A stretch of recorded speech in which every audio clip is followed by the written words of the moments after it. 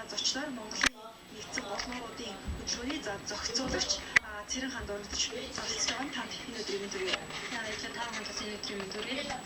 За тэгэхээр өнөөдөр өглөө нийсчүүд бид одоо зуны өглөө шиг одоо усан бороотой өглөө болготлаа. Тэгэхээр энэ өглөө одоо ийм байгаагүй байсан бол яг энэ талбайд гал үндэстэй холбооны тэргүүн өмнөхөй тэргүүтэй одоо хүмүүсийг суллаач гэсэн одоо ийм иргэдийн жагсаал болох байсан ба тэгэхээр энэтэй холбогдуулаад та бас мэдээлэл өгөөч тийм ээ. Өнгөрсөн сарын 16-ны өдөр бас гал үндэстэй холбооны тэргүүн төрийн ордонлоо одоо гал нээсэн гэсэн ийм мэдээлэл байгаа. Энэтэй холбогдуулаад бас цагдах хорсон гэсэн ийм мэдээлэл байгаа. За өнөөдрийн хувьд бол манай Монголын гал нуурын нэгдсэн хөтөлбөрийн болон гал үндэстэй холбооноос ямар нэгэн жагсаал цуглаан зохион байгуулна гэсэн одоо төлөвлөгөө байгаагүй. Энэ бол зөвхөн одоо Монголын одоо өөрийнх нь одоо Монгол улсын газар нутгийн бүрэн бүтэн байдлын төлөв тэмцлийг одоо дэмжсэн иргэдийн дуу хоолой энэ үйл ажиллагаа явагдах хэрэгтэй байсан болоод гэсэн бодол төрж байна. Одоогийн байдлаар бол надад бол яг ямар нэгэн байдлаар энэ жагсаал цуглаантай гэсэн тийм мэдээлэл ирээгүй л гэж байгаа. Энэ хэрэгтэй холбогдуулаад одоо яг хичнээн хүний тийм ээ цагдаа хорсон байгаа байлээ. Ер нь хүмүүстэйгээ эргэж уулзч чадж байгаа юу? Энэ талаараа бас мэдээлэл өгч. За одоогийн байдлаар бол 9 хүн хоригдож байгаа. Чигнад орж байгааг бол сонссон гэсэн мэдээлэл авсан. Тэгээд яг тэр хүмүүстэйг бол бидний зүгээс харилцаа албаа байхгүй. Өмгөөлөгч авсан өмгөөлөгч маань бол тэр хүмүүстэй одоо гэрчийн мэдүүлэг өгөх тийм тэр хүмүүсээ өмгөөлөх ажиллагааг явуулаад эхэлсэн гэж байна. Хамгийн гол нь бас нэг 2009 онд батлагдсан урт нөхцөл байдал гэж ярьдаг тийм энэ хуулийг одоо журам өөрчлөлт оруулах тухай эсвгүүцсэн юм зүйл болсон шүү дээ. Тийм энэ талаар бас иргэд үзэгчдэд товчхон хэлээч. За Монгол улсад бол одоо уул уурхайн компаниуд нэг хуулинд хоцгосон мэт. Энэ нь болохоор зэрэг гол мөрний өрсөц бүрэлдэх их усан сан бүхий хамгаалалтын бүс ойнс бүхий газрын газар ашигт малтан хайж ашиглахыг хориглох тухай хуулиа гэдэг одоо ерөнхийд нь ямар туучиртай ямар одоо зорилготой энэ хуулийн одоо агуулга нь одоо нэгсэндээ нэрнээс л ингээ хамааралтай байдаг учраас уул уурхайн компаниуд одоо эхлээд бол урт нэртэй хууль гэж хочилсан мөн одоо энэ хуулийг хэрэгжүүлэхээс одоо татгалцсан одоо хэрэгжүүлэхийг одоо хүсдэггүй тийм хүмүүс нь өөрсдөө одоо бас урт нэртэй хууль хэмээн одоо Монгол улсад байхгүй тийм дагж мөрддөггүй хуулийг одоо хуулийн нэр хэлээд одоо ярьж авдаг л да.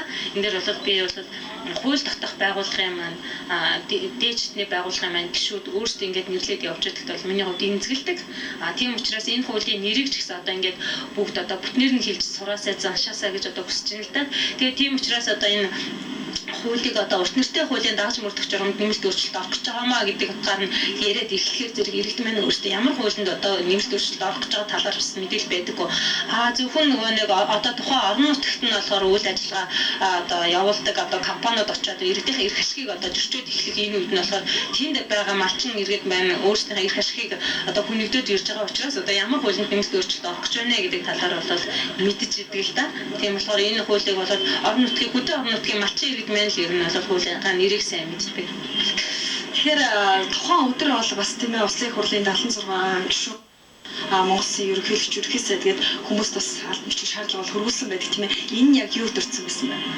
Энэ маань бол бид нэр 7 сарын одоо энэ оны 9 сарын 16-нд бид нэр одоо нийт одоо 12 хөтөлбөрөөс төрийн бас байгууллагаас одоо байгалийн хамгаалах төрийн бас байгууллагуудаас бол 76 гишүүн мөн ерөнхийлөгч ерөнхийдөө их хурлын дараа 3 одоо бичиг хөрвүүлсэн байж байгаа. Энэ маань гэвэл одоо засгийн газраас одоо санал оруулж ирж байгаа энэ дагж мөрдөх журмыг бол өөрчлөхөөс одоо татгалзаач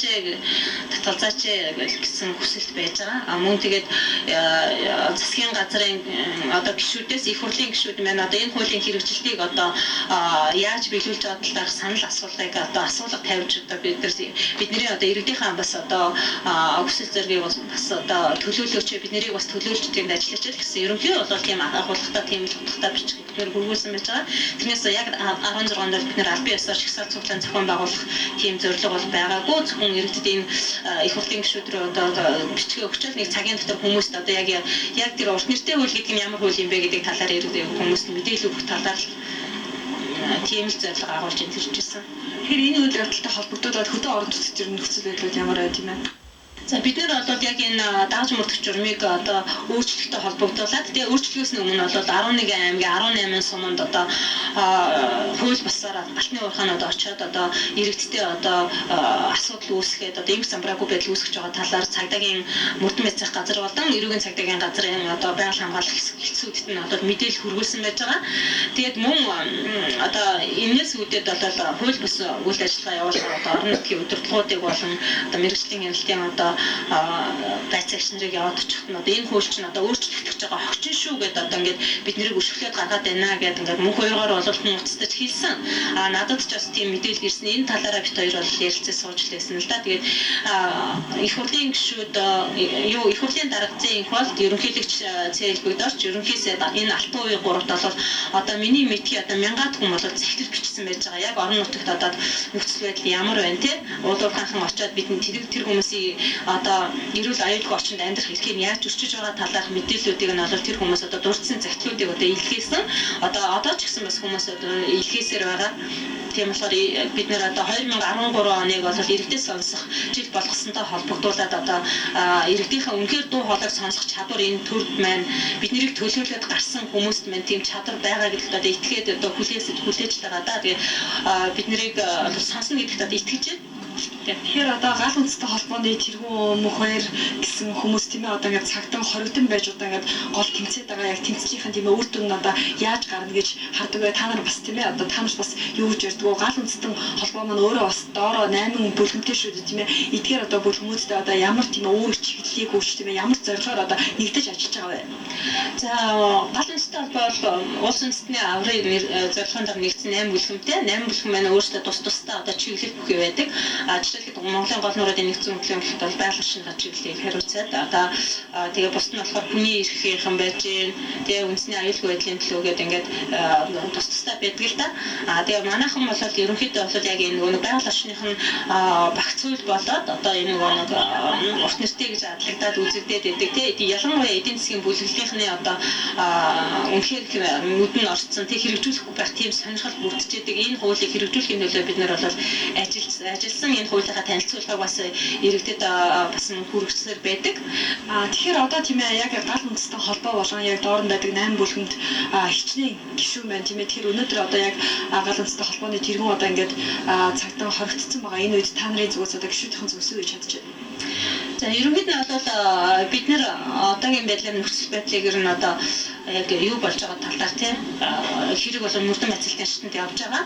Тийм учраас бид нэр яг одоо тэр хүнээс сурлахын төлөө юм уу тийм ямар нэг юм нэгдвэл бид нэр одоо гарцсан нэг бүх сулхаасаа тэр хүнийг одоо ийм үйлдэл хийхэд хүргэсэн тийм өнөөдрийн одоо засгийн газрын одоо гишүүдээс тийм ялангуяа бид нэр энэ хариуцлага энэ хүмүүсийн одоо ийм үйлдэл хийхэд одоо түлхсэн ийм үйлдэл хийхэд одоо хүргэсэн одоо уул уурхай яамны сайд болоод бид нэр байгаль орчин ногоон хөгжлийн яамны сайдаас энэ хариуцлагыг бид нэр одоо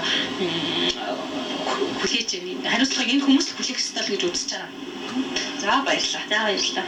За тэгэхээр өнөөдрийн манай зочны ярилцлагад за Монголын нэгдсэн гол нууруудын нэгдсэн хөтөлбөрийн зохицуулагч Цэрэн ханд өргөдөж оролцлоо.